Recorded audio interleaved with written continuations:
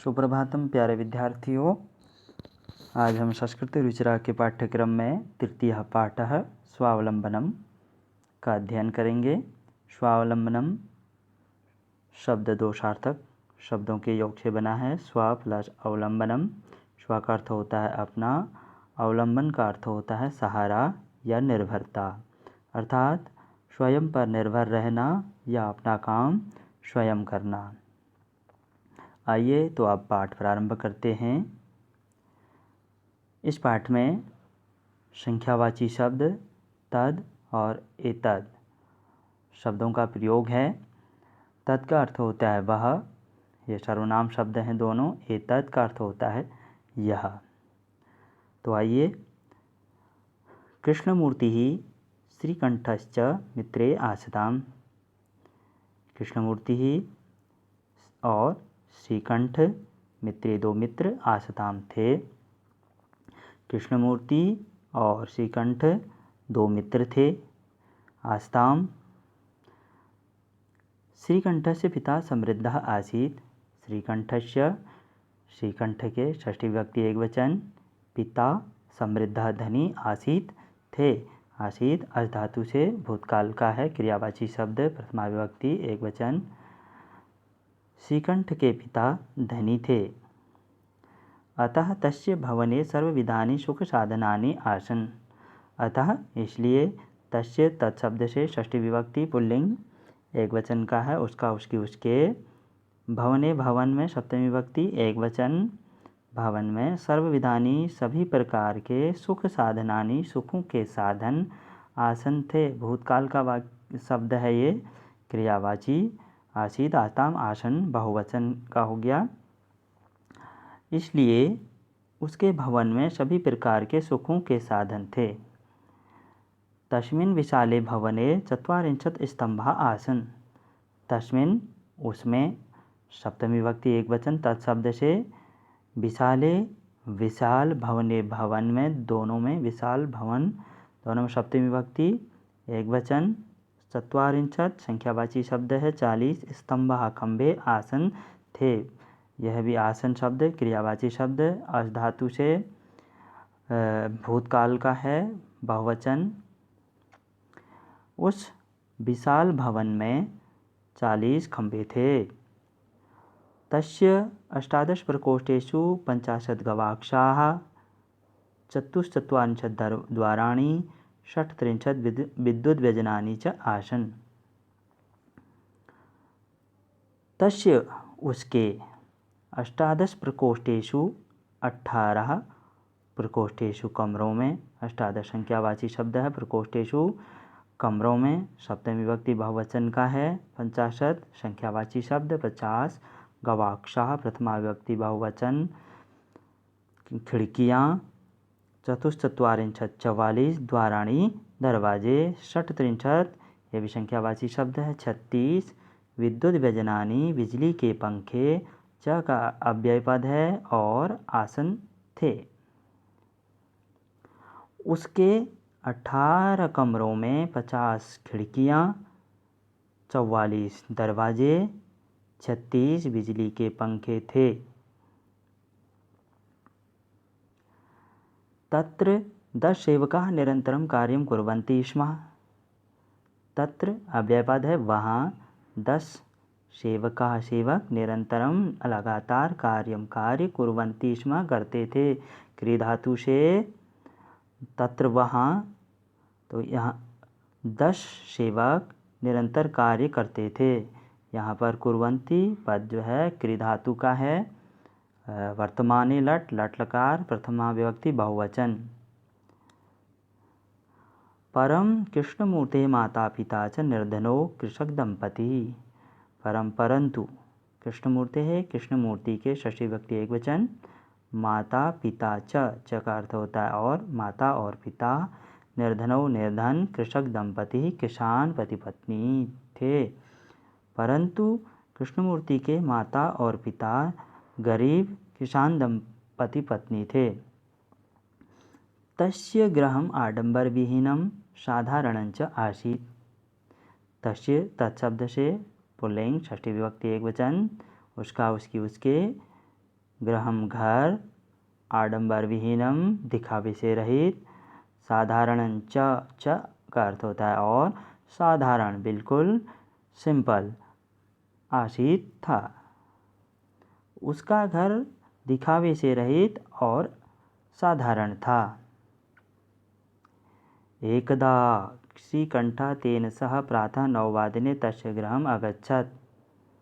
एकदा एक बार, श्रीकंठः श्रीकंठ, तेन सह तत्शब्द से तृतीया विभक्ति एक वचन, तेन सह उसके साथ, प्रातः सवेरे, 9 बजे, तस्य उसके, तत्शब्द से षष्ठी विभक्ति एक वचन, गृहम घर, यहाँ पर नपुंसकलिंग का है, गृहम गृहे गृहाणी प्रथमा विभक्ति एक वचन, अगच्छत् भूतकाल का है, गम धातु से प्रथमा विभक्ति का है, अगच्छत् गया। एक बार श्रीकंठ उसके साथ प्रातः 9 बजे उसके घर गया। तत्र कृष्णमूर्ति तस्य माता पिता च स्वशक्त्या श्रीकंठस्य आतिथ्यम् अकुर्वन्। तत्र वहाँ कृष्णमूर्ति ने, तस्य उसके, माता और पिता ने, स्वशक्त्या अपनी शक्ति के अनुसार, श्रीकंठस्य श्रीकंठ का षष्ठी विभक्ति एक वचन, आतिथ्यम अतिथि सत्कार, अकुर्वन् क्रिया धातु से भूतकाल का किया। वहाँ कृष्णमूर्ति और उसके माता पिता ने स्वशक्त्या अपनी सामर्थ्य के अनुसार श्रीकंठ का अतिथि सत्कार किया। एतद् यह दृष्ट्वा देखकर श्रीकंठ अकथयत् श्रीकंठ बोला। मित्र संबोधन चिन्ह लगा हुआ है, संबोधित करते हुए मित्र को। अहम मैं, अस्मत् शब्द से सर्वनाम शब्द है, अहम मैं, भवताम आपके, सत्कारेण संतुष्टो अस्मि, सत्कारेण सत्कार से, अतिथि सत्कार से, संतुष्टः प्रसन्न, अस्मि हूँ।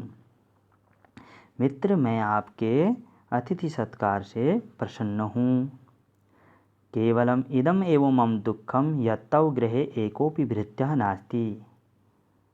केवल इदम एव, इदम प्लस एव, यही, मम मेरे, अस्मत् शब्द से षष्ठी विभक्ति एक वचन, मेरा मेरी मेरे, मम दुःखम दुख, यत् जो, तव तुम, तेरा तेरी तेरे, तुम्हारे, गृहे घर में सप्तमी विभक्ति एक वचन, एको अपि एकः अपि, एक भी पुरुरूप, संधि है यहाँ पर, भृत्यः नौकर, नास्ति नहीं है।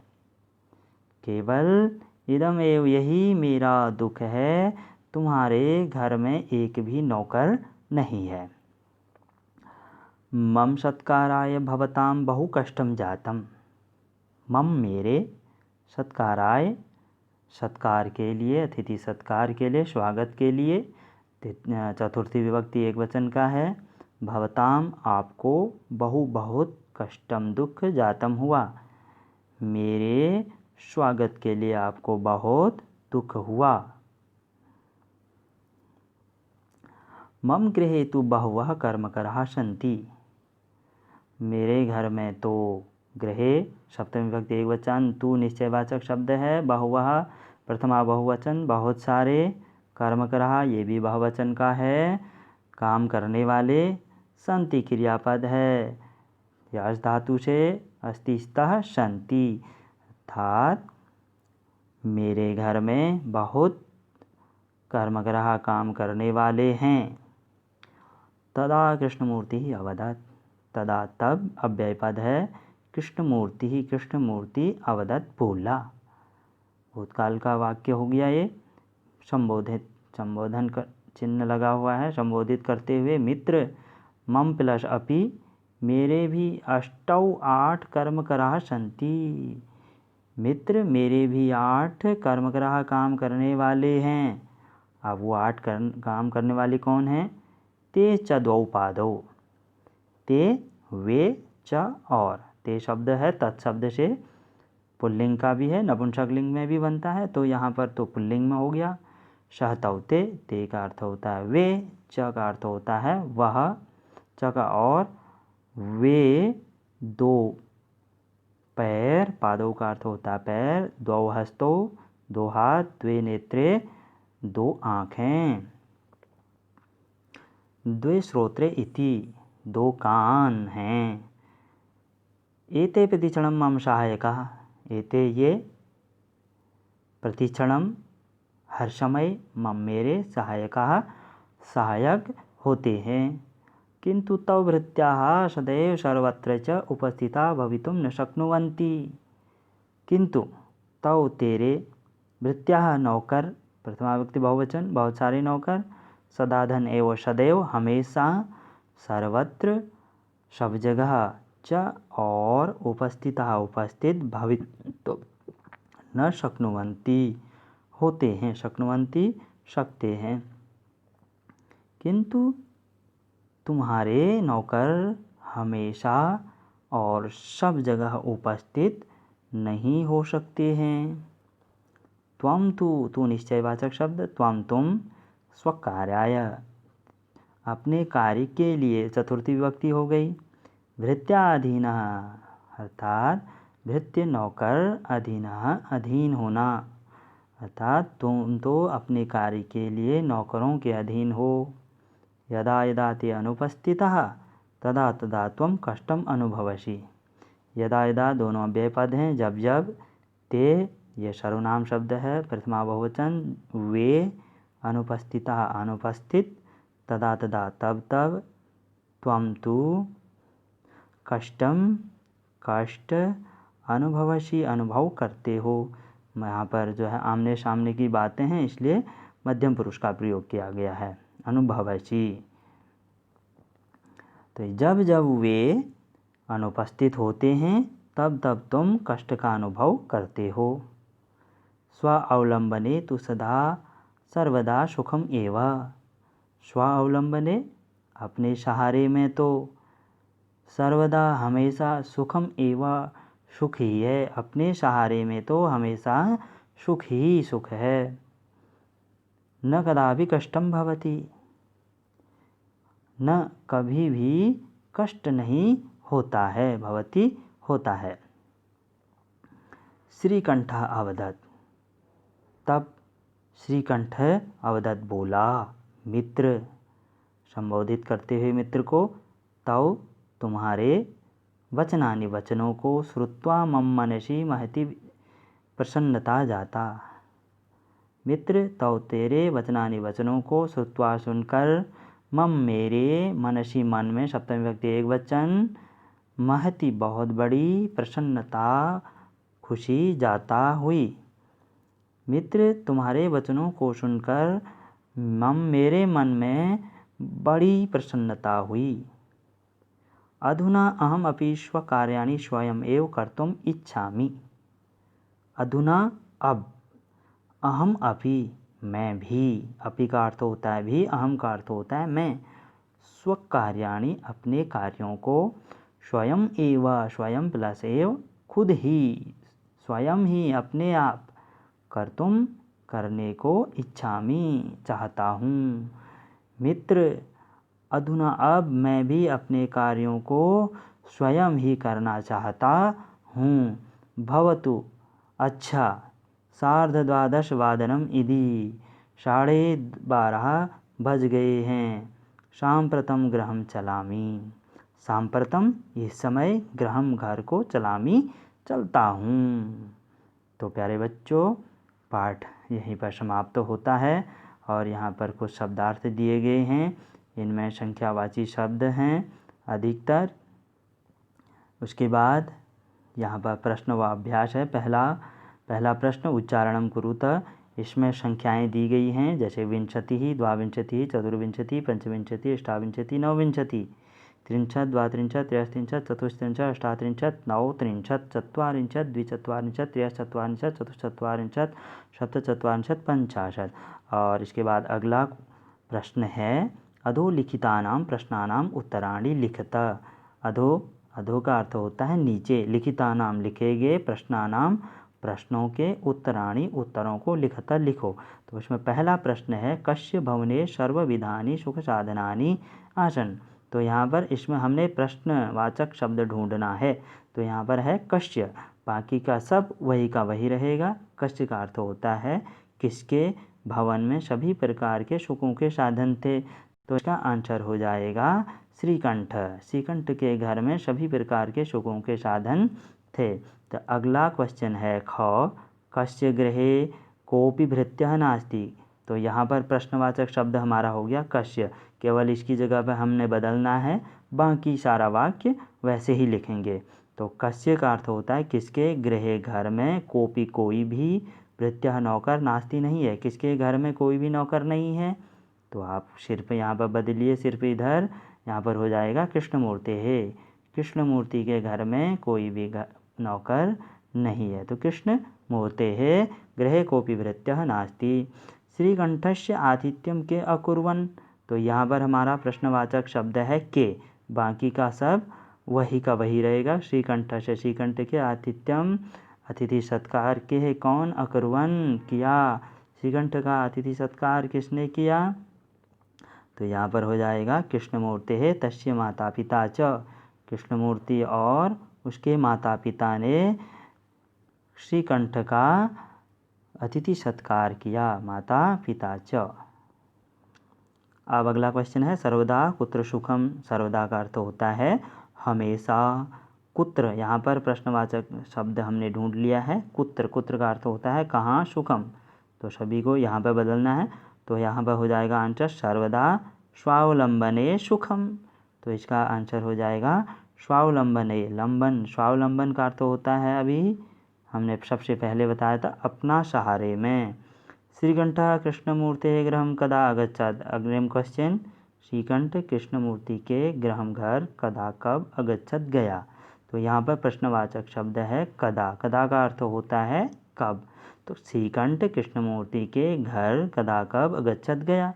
तो यहाँ पर सारा का वही रहेगा। श्री कृष्ण कृष्णमूर्तेः गृहं 9 वादने अगच्छत्। कितने बजे गया, 9 बजे। तो वादन का अर्थ होता है समय। कृष्णमूर्ते कति कर्म कराः सन्ति। तो कृष्णमूर्ति कति, यहाँ पर हमारा प्रश्नवाचक शब्द है कति। कति का अर्थ होता है कितने, और कर्म कराः कार्य करने वाले, सन्ति हैं, कृष्णमूर्ति के कितने कार्य करने वाले हैं। तो यहाँ पर हो जाएगा इसका आंसर कति की जगह अष्टौ। यहाँ पर हो जाएगा अष्टौ। अष्टौ का अर्थ होता है 8। कितना हो गया, 8। कृष्णमूर्ति के 8 कार्य करने वाले हैं। और उसके बाद क्वेश्चन नंबर 3 है चित्राणि गणयित्वा। चित्रों को गिनकर तदधा उसके नीचे संख्यावाचक शब्दम लिखता। संख्यावाची शब्दों को लिखें। तो आप लोगों को ये चित्रों में गणना करनी है। एक सबसे पहले वाले चित्र में घट दिए हैं, घड़े। तो इन घड़ों की संख्या टोटल गिननी है। जैसे हमने गिन लिए हैं इसमें टोटल, ये टोटल 18 हैं। तो अष्टादश घटानी। इसी प्रकार से जितने आम होंगे उतनी संख्या लिखिए। संख्या लिखने के बाद आम्राणी। तो इसी प्रकार से आप लोगों को ये करने हैं। अब अगला है क्वेश्चन नंबर 4। इसमें दिया हुआ है मंजूषातः अंकानां कृते पदानि चिनुत। ये मंजूषा दी गई है और नीचे यहाँ पर काउंटिंग गिनतियाँ लिखी गई हैं हिंदी में। तो आपको इनमें से इनके लिए संस्कृत के शब्दों को चुनना है। जैसे यहाँ पर है अष्टाविंशति 28, तो इसके लिए हमारा हो जाएगा 28 लिखना होगा। 30 यहाँ पर हो जाएगा 63, यहाँ पर 27 तो सप्तत्रिंशति ही, और 31 एकत्रिंशत्। इसी प्रकार से आगे आपको करना है। अब दिया है क्वेश्चन नंबर 5। इसमें चित्रों दृष्टवा, चित्र को देखकर मंजूषाता, ये मंजूषा दी गई है। पदानी, ये पद दिए गए हैं। च प्रयुज्य, पदों को प्रयोग में लेकर वाक्यानि रचयता। यहाँ पर हमें सेंटेंस बनाना है, वाक्य निर्माण करना है। अब इसमें एक वचन, द्विवचन, बहुवचन के वाक्यों से 3 वाक्यों का निर्माण करना है। सबसे पहले हम ढूंढेंगे एक वचन के वाक्य। जैसे एषः, एषः का अर्थ होता है यह। कृषकः किसान, क्षेत्रम खेत को, कर्षति क्या करता है, खोदता है। तो हो जाएगा पहला सेंटेंस एषः कृषकः क्षेत्रम कर्षति। फिर दूसरा सेंटेंस बनाना है हमको। एसह के बाद आता है एतौ, फिर कृषकः के अगला आ गया कृषकौ, एतौ कृषकौ खनन कार्यम करोति के बाद अगला आता है कुरुतः। तो दूसरा सेंटेंस बन गया एतौ कृषकौ खनन कार्यम कुरुतः। उसके बाद नेक्स्ट सेंटेंस हमारा जो बनेगा, कृषकः का बहुवचन में होता है कृषक का कृषकाः, और एषः का बहुवचन में होता है एते, एते कृषकाः धान्यम रोपयन्ति, ये सभी किसान धान रोपते हैं। तो जैसा कि आपको इसमें दिख रहा है धान रोपते हुए, पहला सेंटेंस हमने देखा ये, सेकंड सेंटेंस है ये, और थर्ड जो सेंटेंस है वो ये। पहला वाला कर्षति खेत को जोत रहा है, दूसरा क्या कर रहा है खनन कार्यम खोदने के काम कर रहे हैं, और तीसरा ये फर्स्ट सेंटेंस में ये काम हो रहा है, सेकंड सेंटेंस में ये काम हो रहा है, थर्ड सेंटेंस में ये काम हो रहा है। ये प्रथमा एक वचन, द्विवचन में 2 लोग हैं, बहुवचन में 3 से अधिक बहुवचन हो गया। अब अगला है नेक्स्ट हमारा शिक्षक अधोलिखित तान समयवाचकान अंकान पदेषु लिखिता। यहाँ पर समय दिया गया है, इनके लिए संस्कृत में हमें शब्द लिखना है। आप ध्यान दीजिएगा, सार्ध का अर्थ होता है आधा और पादोन का अर्थ होता है पौने, तो हम वादनम का अर्थ होता है समय। तो यहाँ पर सप्त है तो केवल सप्तवादनम, और यहाँ पर हमारा देख लीजिए 2 के बाद आधा घंटा अधिक है यानी कि 2.5, तो हमारा हो जाएगा सार्ध द्विवादनम, एकादशवादनम, सार्ध चतुर्वादनम, सार्ध एकवादनम, पंचवादनम, सार्ध त्रिवादनम, नववादनम, सार्ध द्वादशवादनम, अष्टवादनम, सार्ध सप्तवादनम। अब आइए लास्ट क्वेश्चन है, मंजूषातः पदानि चित्वा रिक्त स्थानानि पूर्यता। ये मंजूषा दी गई है और यहाँ पर वाक्य दिए गए हैं, इन रिक्त स्थानों को भरना है इसमें से शब्दों को चुनकर। पहला है ऋतवः भवन्ति, ऋतु कहते हैं, भवन्ति होती हैं। कितनी ऋतुएं होती हैं सभी को पता है, षड ऋतवः, एक ऋतु 2 महीने चलती है, तो टोटल एक साल में हमारे 12 महीने, तो 6 ऋतुएं, एक ऋतु 2 महीने की, तो टोटल 6 ऋतुएं, 6 दूना 12, षड ऋतवः भवन्ति। मासः भवन्ति, तो कति मासा, मास का अर्थ होता है महीना, भवन्ति होते हैं, कितने होते हैं 12 मासः, 12 महीने होते हैं। एकस्मिन् मासे अथवा दिवसः भवन्ति, एक महीने में अथवा दिन होते हैं, दिवस का अर्थ होता है दिन, तो एक महीने में कितने दिन होते हैं, एक महीने में होते हैं 63 अथवा 31, 30 या 31 दिन होते हैं। फरवरी मासे सामान्यतः दिनानि भवन्ति, फरवरी के महीने में सामान्य रूप से कितने दिन होते हैं, तो सामान्य रूप से 28 ही दिन होते हैं। अब उसके बाद एंड क्वेश्चन है, मम शरीरे, मेरे शरीर में, हस्तौ स्तः, हाथ हैं, हमारे शरीर में कितने हाथ होते हैं, तो 2 हस्तौ स्तः, हमारे शरीर में 2 हाथ होते हैं। तो प्यारे बच्चों, आज का पाठ हमारा यहीं पर समाप्त होता है। आशा करता हूँ आप लोगों ने बहुत अच्छे से समझा होगा। इन्हीं के साथ यहीं पे पाठ की समाप्ति। जयतु संस्कृतम।